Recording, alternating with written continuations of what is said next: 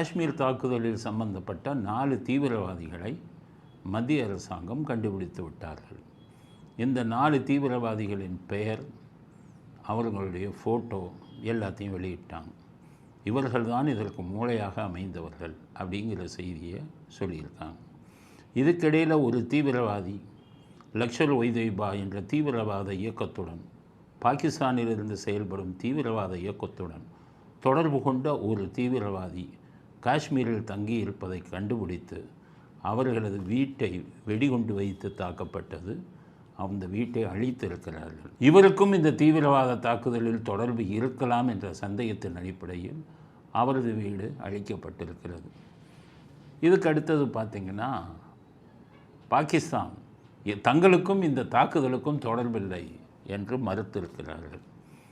ஆனால் அதே மாதிரி பாகிஸ்தானின் தீவிரவாத இயக்கங்களும் எங்களுக்கும் இந்த தாக்குதலுக்கும் தொடர்பு இல்லை என்று மறுத்திருக்கிறார்கள்.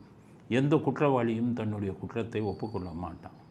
அவன் நான் தாக்கலை அப்படின்னு சொன்னதுனால உடனடியாக அவனின் தாக்குதலில் அவனுக்கு தொடர்பு இல்லைங்கிற முடிவுக்கு வந்துட முடியாது. ஆனால் நம்ம நாட்டில் சில தேச துரோகிகள் இருக்காங்க. அந்த தேச துரோகிகள்லாம் என்ன பண்ணுறான் பாருங்கள், அந்த தீவிரவாத இயக்கங்களே அவன் பண்ணலான்ட்டான், அதனால் இது அவங்களோட வேலை இல்லை, நம்ம மத்திய அரசாங்கமே இதை பண்ணியிருக்காங்க அப்படின்னு ஒரு மனசாட்சி இல்லாத குற்றச்சாட்டை சில பேர் வச்சுக்கிட்டு இருக்காங்க. நீங்கள் யோசிச்சு பாருங்கள், மத்திய அரசாங்கமே தன்னுடைய அப்பாவி மக்களை போய் கொள்ளுவானார் ஆர்மியை வச்சு, இதை வச்சு. அதாவது அரசியல் பண்ணுறதுக்கு ஒரு விவசாயம் வேணாமா?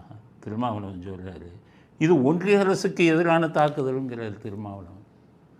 நாட்டை பற்றி யோசிக்காமல் ஒன்றிய அரசுக்கு எதிரான தாக்குதல். வெக்கமாக இல்லை இந்த மாதிரிலாம் பேசுகிறேன். அடுத்தது என்ன சொல்கிறாரு, பாகிஸ்தான் மேல் படையெடுக்கக்கூடாதுங்கிறாரு திருமாவளவன். இதை விட என்னத்த தேச துரோகம்? பாகிஸ்தான் மேலே படையெடுக்கக்கூடாது. ஏன் படையெடுக்கக்கூடாது? ஆதாரங்கள் இருந்தால் பாகிஸ்தானை தாக்கத்தானே செய்யணும். எப்போதுமே நம் மீது பயம் இருந்தால்தான் அண்டை நாட்டுக்காரன் பயப்படுவான். இவன் எவ்வளோ பண்ணாலும் ஒன்றும் செய்ய மாட்டாங்கிறது தெரிஞ்சதுன்னா பல தொந்தரவுகள் நமக்கு வந்து சேரும். இன்றைக்கி அமெரிக்கா உலகத்திலேயே மிகப்பெரிய சூப்பர் பவராக இருக்கிறதுக்கு காரணம் என்னென்னா, அமெரிக்காவை தொட்டா காரியம். அந்த ஒன்று தான். அமெரிக்காக்கிட்ட போகக்கூடாது, மோதக்கூடாதுன்னு பயப்படுறதுக்கு காரணம் என்ன? காளி அழித்து விடுவார்கள். அதுக்காகத்தான் அமெரிக்கா போரே வைப்பாங்க. அமெரிக்காவின் இரட்டை கோபுரத்தை பின்லேடனின் அல்கொய்தா இயக்கம் தாக்கியது. தாக்கி 2 இரட்டை கோபுரமே தகர்க்கப்பட்டது. அமெரிக்கா என்ன நினச்சாங்க? உடனே கண்டுபிடிச்சாங்க இந்த தாக்குதலுக்கு காரணம் அல்கொய்தா இயக்கத்தின் தலைவன் பின்லேடன் தான் என்று. 2001 நடந்தது. குறி வச்சாங்க, நம்மளே வந்து அடிச்சிட்டான், விடவே கூடாதுன்னு குறி வச்சாங்க. ஆப்கானிஸ்தானில் போய் ஒளிந்தார் பின்லேடன். இவங்களுடைய உளவு பிரிவை வச்சு கரெக்டாக பின்லேடன் எங்கே இருக்கிறார் பார்த்துக்கிட்டே இருந்தாங்க. பல வருடங்கள் இப்போ காத்துக்கிட்டு இருந்தாங்க. தன்னுடைய விமான இதை வச்சுக்கிட்டு ஆப்கானிஸ்தானில் இருக்கக்கூடிய குகைகளெல்லாம் தாக்குனாங்க. மிகப்பெரிய விமான தாக்குதல். இப்போ ஆப்கானிஸ்தானத்தில் இருக்கும் அத்தனை குகைகளும் இன்றைக்கி இருக்கான். ஆப்கானிஸ்தான் வந்து ஆட்சி பொறுப்பில் இருக்கக்கூடிய தாலிபான்கள்லாம் பின்லேடனுக்கு ஆதரவாக நம்ம அமெரிக்காவை எதிர்த்து விமானங்களை எதிர்த்து தாக்குனாங்க. மிகப்பெரிய தாக்குதல். தாக்குதலை சமாளிக்க முடியாமல் பின்லேடன் அங்கேருந்து ஓடினார். உன்னை எங்கே வந்தாலும் விடமாட்டேன்னாங்க அவங்க அமெரிக்கா. என்னுடைய நாட்டில் புகுந்து 2 டவரை நீ ஒரு கோபுரத்தை அடித்து இது பண்ணிவிட்டா உன்னை உயிரோடு விடுவோமா அப்படின்னு. கடைசி பாகிஸ்தானில் போய் ஒளிந்தார். பாகிஸ்தான்கிட்ட கேட்டாங்க அமெரிக்கா, பின்லேடன் உன் நாட்டில் தான் ஒளிஞ்சிருக்கான். இல்லவே இல்லைன்னாங்க பாகிஸ்தானில். ஆனால் இவர்கள் உளவு பிரிவை வைத்து பின்லேடன் எங்கு ஒளிந்திருக்கிறார்கள்கிறத கண்டுபிடிச்சி இவர்களே ஸ்பை உளவு பிரிவை வச்சு ஒரு கொரியர் கொடுக்குற ஆள் மாதிரி அமெரிக்கன் ஏஜென்ட்டு போய் அந்த பின்லேடன் எந்த வீட்டில் தங்கியிருக்காங்களோ அந்த வீட்டில் பின்லேடன் தங்கி இருந்ததை ஒரு கொரியர் பாயாக போய் உறுதிப்படுத்தினாங்க அமெரிக்காவுக்கு. பின்லேடன் வீட்டுக்குள்ளே இருக்கிறார். பாகிஸ்தானுக்கே தெரியாமல் பாகிஸ்தான் நாட்டுக்குள்ளே புகுந்து பின்லேடன் எங்கே இருக்கிறார்னு கண்டுபிடிச்சிட்டு அந்த ஆப்ரேஷன் பண்ணாங்க பாருங்கள். உலகத்திலேயே மிகப்பெரிய ஆப்ரேஷன். அதாவது பாகிஸ்தானுக்கு தெரியாமல் அமெரிக்க விமானங்கள் பாகிஸ்தானில் நுழைந்து பின்லேடன் தங்கியிருக்கும் அந்த வீட்டை அடித்து பின்லேடனை கொல்ல வேண்டும். இதுதான் ப்ராஜெக்ட். அப்போ பராக் ஒபாமா தான் அந்த பிரசிடென்ட். ஒரு நாள் முழுவதும் ஒபாமா எல்லா இதையும் தூக்கி போட்டார். அங்கேயே உட்காந்து ஒரு ரூமில் உட்காந்து பென்டகன்னு சொல்லக்கூடிய அமெரிக்காவுடைய இராணுவத்தை இதில் இருந்து ஆப்ரேஷன் அமெரிக்காவிலேருந்து பண்ணுறாங்க. பென்டகன் ஆஃபீஸ் இதில் இருந்து அலுவலகத்திலிருந்து தாக்குதல் நடக்குது. எங்கே?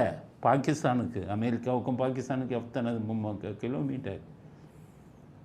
அங்கேருந்து தாக்கணும். இதுதான் ப்ராஜெக்ட். எதுக்காக? நம்மளை தொட்டுட்டான், நம்ம இரட்டை கோபுரத்தை அழிச்சிட்டான், விடவே கூடாதுன்னு.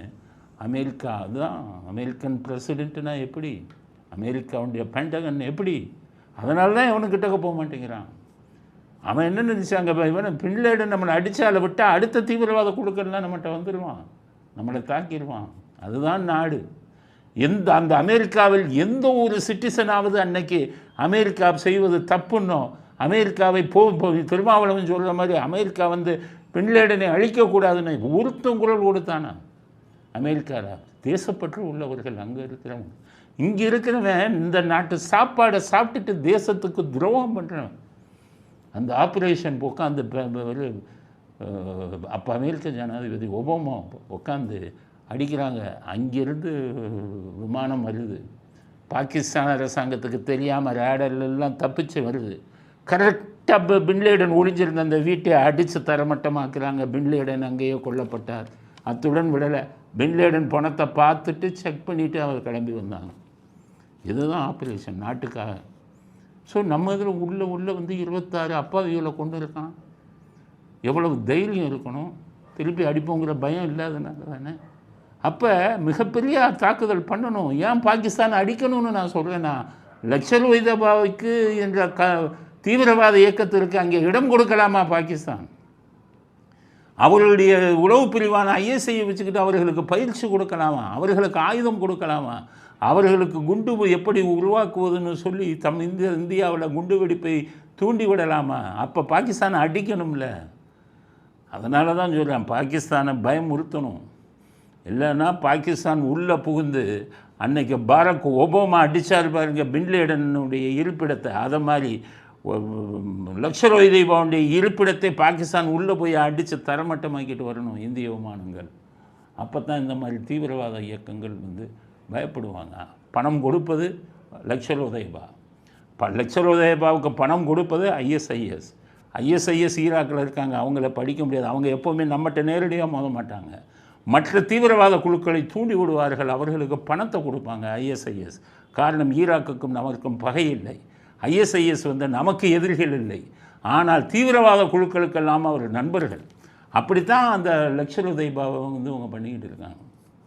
அதனால் லஷ்கர் தொய்பாவை அடித்து ஒழித்தால்தான் வருங்காலத்தில் இந்தியாவில், குறிப்பாக காஷ்மீரில் கலவரம் என்பது நடக்காது, தீவிரவாத தாக்குதல் என்பது நடக்காது. 1993 பாம்பேயில் மிகப்பெரிய இது வந்தது. தாவூத் இப்ராஹிம் மிகப்பெரிய குண்டுவெடிப்பு 93 நினைக்கிறேன். பாம்பேயில் எத்தனை அப்பாவிங்கள் செத்தாங்க. அந்த தாக்குதலுக்கு காரணமே லஷ்கர் தொய்பான்னு அப்போது கண்டுபிடிக்கப்பட்டது.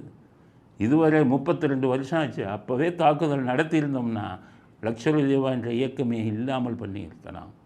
ஸோ பல வருடங்களாக, 25 வருடங்களாக இந்தியாவில் நடக்கும் அத்தனை குண்டு வெடிப்பிற்கும் அத்தனை தாக்குதலுக்கும் காரணம் லஷ்கர் தொய்பா தான். முன்னாடி அல்-கொய்தா இருந்தாங்க. பின்லேடன் இறந்ததிலிருந்து அல்-கொய்தா இயக்கம் செயல்படுவதில்லை. அதனால் திருமாவளவன் பேச்செல்லாம் கேட்கக்கூடாது. திருமாவளவன் தேசப்பற்று இல்லைனாலும் தேச துரோகம் பண்ணாதீங்க, பாகிஸ்தானை அடிக்காதீங்கன்னு நீங்கள் சொல்வதை ஏற்றுக்கொள்ள முடியாது. ஓட் பாலிட்டிக்ஸ் பண்ணாதீங்க, நேஷ்னல் பாலிட்டிக்ஸ் பண்ணுங்கள். தேசிய அரசியலை பண்ணுங்கள், ஓட்டு அரசியலை செய்யாதீர்கள். அதனால் ராகுல் காந்தி அறிக்கை விட்டிருக்கார். அனைத்து கட்சி கூட்டம் நடந்திருக்கு. மத்திய அரசாங்கம் எந்த நடவடிக்கை வேண்டுமானாலும் எடுத்துக்கொள்ளலாம், நாங்கள் ஆதரவு அளிக்க தயாராக இருக்கிறோம்.